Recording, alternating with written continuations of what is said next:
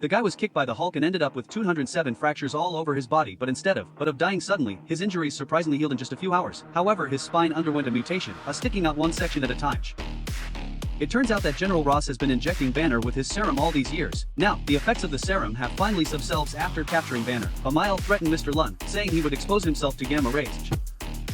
As the green light flooded his body, his muscles bulged and expanded. He morphed into a bizarre figure adorned with bone spurs. Amile, now fully empowered, unleashing the darkness within him. He wreaked havoc on the streets, eager to push the limits of his newfound strength. The army is at his mercy. Even the latest armor-piercing rockets were intercepted and rendered ineffective. General Ross, observing the destruction in the streets caused by the aircraft, he finally understood the terrifying consequences of his careless attempt to replicate the Hulk. Now, the only person who could stop Amil was Banner, but to successfully bring the Hulk back to life, Banner decided to jump from the aircraft.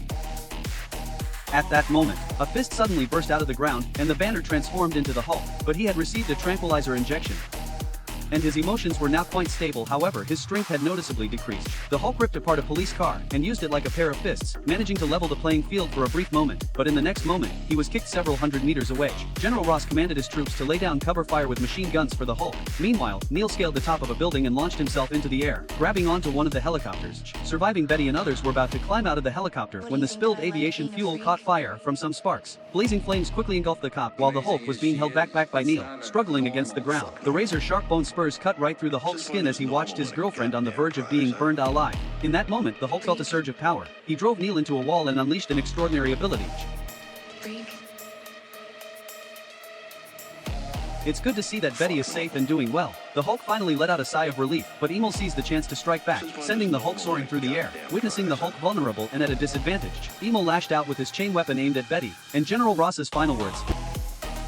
Amile lost his footing and tumbled into a crack. The chain slipped from his grasp and fell, knocking him to the ground. Seizing the moment, the Hulk grabbed the chain and wrapped it around Amile's neck from behind. Amile attempted to fight back, but the Hulk drove a bone spur into his chest with brute force. The chain continued to tighten, leaving Emil completely defenseless. Just as the Hulk was about to deliver the final strike, Betty stopped him. She didn't want Banner to turn into a monster fueled solely by rage. At that, the Hulk had also regained his composure and kicked Amile towards General Ross, and then vanished from view, melting into the crowd.